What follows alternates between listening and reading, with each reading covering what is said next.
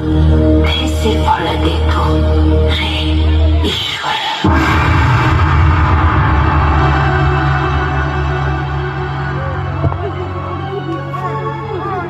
काय करावं काही सुचत नाही. आज आता डोकं सुन्न व्हायला लागलंय. मला हवी आहे दारू. होय, मला हवी आहे दारू. दारू नसती तर मी पागल होईल, पागल. या कडाडणाऱ्या विजा हा काळो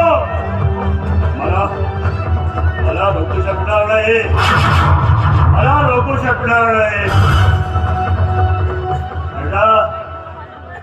नम्रता, काय झालं मामा? ताट वाढवून ठेव.